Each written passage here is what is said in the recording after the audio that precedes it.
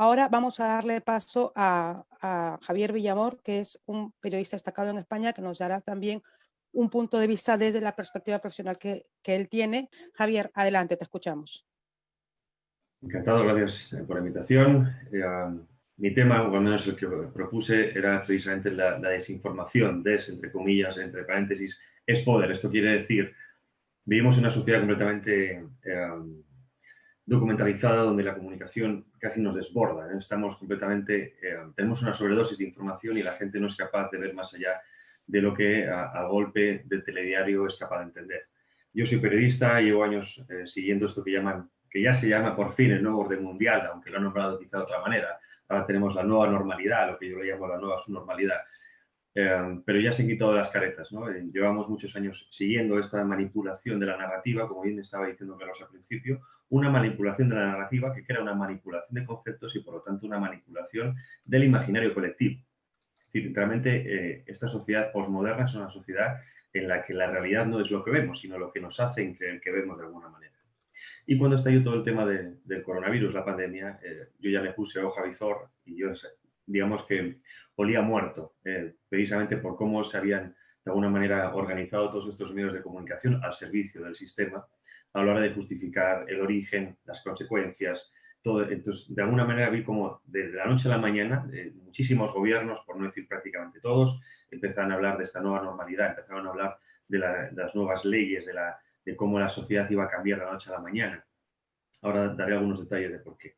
Y obviamente también me puse a investigar el origen de este coronavirus, ¿no? Yo desde el principio sospeché que esto era natural. Yo antes de estudiar periodismo estudié unos años biología, al igual que Miklos también estudió antes veterinaria, y entendía que esto no podía ser así. Es decir, no era posible que de la noche a la mañana surgiera un virus sin que nadie supiera de dónde venía y que consiguiera de alguna manera el enclaustramiento universal, algo que no había pasado en la historia de la humanidad, ni con todas las pandemias, ni con la peste española, mal llamada española porque era norteamericana, ni con el SIDA, ni con el ébola. Nunca hubo un confinamiento así.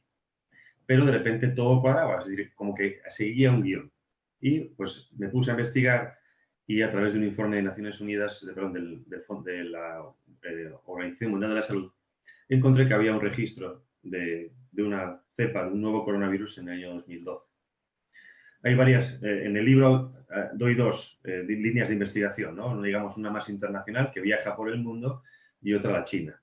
En el caso de la que viaja por el mundo, se origina en Arabia Saudí, donde es fuerte el SARS, es una enfermedad común, una enfermedad respiratoria, pero se da noticia de este nuevo coronavirus que desaparece en el año 2013. No hay más registros hasta el 2019.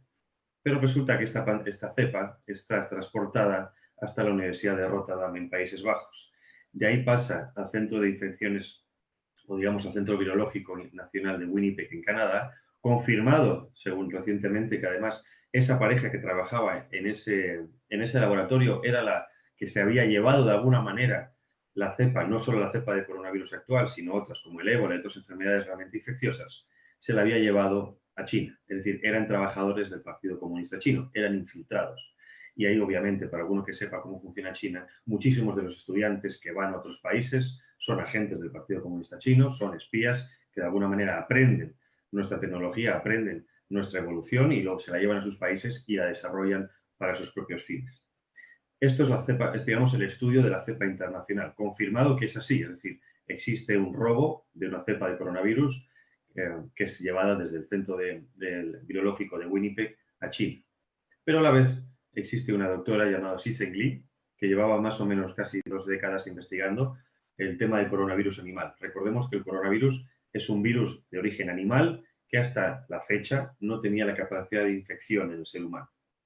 Es decir, no podía mutar para infectar al ser humano. Existe en el reino animal, muchísimo incluso también, por ejemplo, en las reses que comemos. Es un virus común que existía en el día a día, pero no, obviamente, con esa capacidad no solo de infectar, sino además de matar, aunque sea realmente mucho menos mortífero de lo que nos hacen pensar. Este virus, de alguna manera, tenía y ha sido reconocido por el premio Nobel de Medicina que descubrió el virus del SIDA, tenía insertado 2 cadenas proteicas del virus del SIDA, que de alguna manera es lo que le hace ser tan dañino al sistema respiratorio, es decir, ataca el sistema inmunológico respiratorio, baja las defensas de los pulmones y por eso hace que de alguna manera las personas con algún problema respiratorio previo mueran casi como moscas, ¿no? Luego hay hay varias proteínas, pero en concreto la S y la E, que son las que capacitan que el virus se atrape o se agarre a otras células y las infecte, que tienen exactamente el 100%, el código exactamente es el 100%, es idéntico. Y esto, según los virólogos, es imposible. Es decir, si hay una mutación, hay un cambio en esas proteínas y, por lo tanto, podríamos estar hablando de 70, 80, 90% de igualdad, pero nada tiene que ver con el 100%. Por lo tanto, esto indica que es un virus de laboratorio. Pero luego esta doctora, Sithen Lee, publicó esas investigaciones. Había conseguido primero mutar a un cerdo, después a un chimpancé, lo publicó en revistas científicas que detuvieron su contraparte en revistas como Nature, advirtiendo del peligro de utilizar este tipo de mutaciones en la guerra, obviamente, bacteriológica. Hablamos de China en este libro, sí, pero recordemos que no es solo China la que ha estado atacando o, digamos, está investigando con virus. Están los países potencias, Rusia, Estados Unidos, Canadá, Reino Unido. Es decir, todos los países que se precian hoy en día tienen que tener de alguna manera disuasoria el poder, el hard power que se llama. El soft power es el cultural, el hard power es el poder militar, el poder de la amenaza, el decir, oiga, si usted me va a atacar, que sepa que tengo esto. Y de alguna manera, siendo China el adversario del mundo libre, por así decirlo, tenía que dar un golpe en la mano. Recientemente, si nos fijamos, ¿qué ocurrió? ¿No? Es decir, se bloqueó el mundo comercial, en concreto el occidental, aunque es cierto que separaron muchísimas economías mundiales. El más afectado ha sido, obviamente, el mundo occidental cristiano. Llevamos Europa, América del Norte y América del Sur. Esto, digamos, que era una especie de venganza de China, de una forma de dar un paso hacia adelante ante ese proyecto que tenía después de la Revolución Cultural, que es equiparación tecnológica en 2025 con Estados Unidos y dominio absoluto del mercado mundial en 2049. Es decir, no era capaz de llegar a eso si no, de alguna manera, no paraba al resto del mundo para como si fuera una competición, ¿no? Es decir, yo le pongo la zancadilla que corre a lo mío y aprovecho que se está cayendo para yo anticiparme a su posición. Y esto es lo que ha ocurrido y así lo tenemos que entender. ¿Cuál es el problema de todo esto? Es decir, es la manipulación informativa que viene de ahí, porque China no está sola. Personajes como George Soros, si alguno me conocéis, me especializo en ese personaje, lleva años diciendo que el líder del nuevo orden mundial iba a ser China. Mismo George Soros invirtió en el año 2011 en una empresa llamada Wuxi AppTec de biotecnología asociada al partido chino, dueña de la empresa Fosun Pharma, aliada con Gilead en un medicamento que ahora se llama Remdesivir, que seguramente algunos lo habéis escuchado, y qué casualidad que recientemente el gobierno de Estados Unidos ha comprado todas las dosis de Remdesivir. No sabemos si es que ese virus o ese medicamento iba a servir o no para eso mismo, o quizá incluso era una especie de infección tapada, pero el gobierno de Donald Trump ha comprado todas las dosis. Hay una batalla mediática, que es lo que vemos el resto de la ciudadanía, pero que sirve de alguna forma de antesala a la guerra política, económica, militar, tecnológica que se está batiendo hoy en día entre las dos superpotencias, ¿no? Aunque Estados Unidos tiene el dominio mundial, es soft power, tenemos Hollywood, que es el gran hacedor de sueños en el resto de la población. China, de alguna manera, sí que tiene ese poder y hay que admitirlo, no hay que ser ingenuo, ¿no? China tiene un poder que no tienen otros y es que es una dictadura, nos guste o no. La dictadura no se bate cada 4 años en un proyecto de nación, y entonces a la hora de competir con el mundo libre lo tiene mucho más sencillo, porque no tiene que estar pidiendo excusas en el Parlamento, simplemente tienen un proyecto y van adelante. Y eso nos hace de alguna manera bastante más débiles en el sentido puro de poder, ¿no? No hablo en otros. ¿Qué viene ahora? Obviamente estamos en un cambio de paradigma, en un cambio cultural, tecnológico, como bien explicará después Miklos, que es la obsesión de los totalitarismos, que es el nuevo hombre. Hemos caído en una falsa imagen de pensar que vivimos en democracias. Democracias creo que solo tienen el nombre, no hay una participación real de la ciudadanía, no hay una participación real en la soberanía popular, así llamada, y eso lo hemos visto recientemente. Hemos visto en el caso de Europa, por ejemplo, como la antigua presidenta del Fondo Monetario Internacional y actual directora del Banco Central Europeo, Christine Lagarde, obsesionada, por cierto, con el exterminio de los ancianos, diciendo que eran una carga increíble para el Estado, ahora pidiendo lo poco de soberanía que quedaban a los Estados europeos, que era la soberanía fiscal, pidiéndola para Bruselas para de alguna manera atajar el problema del coronavirus. Hemos visto también las medidas que se han tomado en Naciones Unidas, en la Organización Mundial de la Salud. todo va enfocado a acabar de alguna manera con esos reductos de soberanía nacional que quedaban para que llegara ese nuevo orden mundial. Sé que esta palabra de nuevo orden mundial puede generar algunos conflictos, ¿no? Hablábamos de, llamaba Carlos al principio de no caer en conspiraciones, y es cierto, pero es un nuevo mundial de facto, porque de la noche a la mañana han cambiado el mundo completamente. Han conseguido que ya los humanos no seamos humanos, sino que desconfiemos de nuestro vecino, de nuestro familiar. Quieren que no haya contacto humano.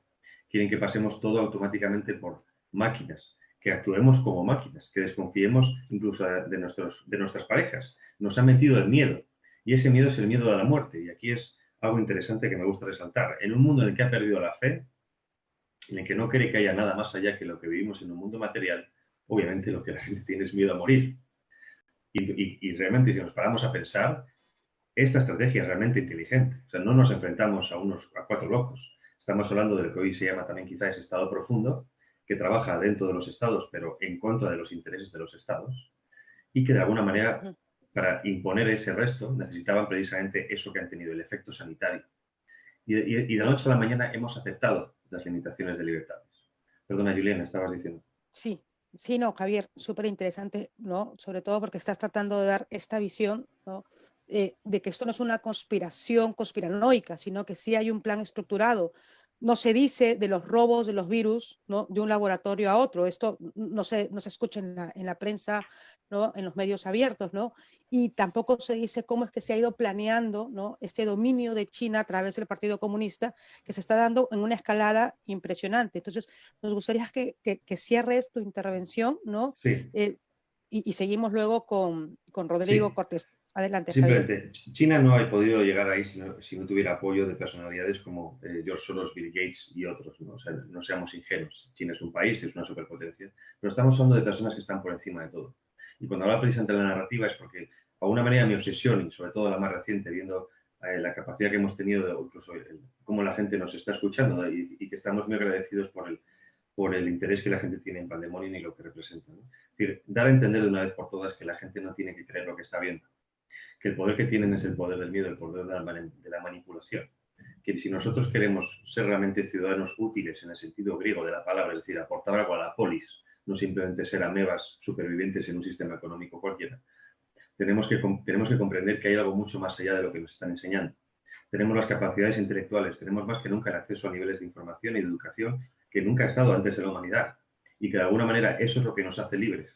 Podrán dominarnos como quieran dominarnos, pero la verdadera libertad, como también decía Carlos, es la libertad con responsabilidad, y eso está en nuestro alma, en nuestra forma de ser, en nuestro interior. Eso es algo que no nos pueden robar. Podrán hacer que seamos robots, pero podemos ayudar a la gente a despertar, y no despertar en el sentido mesiánico de la palabra, sino realmente a ser personas críticas y entender en el contexto en el que vivimos, ¿no? Yo como periodista soy un antiperiodista, no formo parte de ese entramado de manipulación, nunca lo he querido y doy gracias a Dios por no estar ahí, ¿no?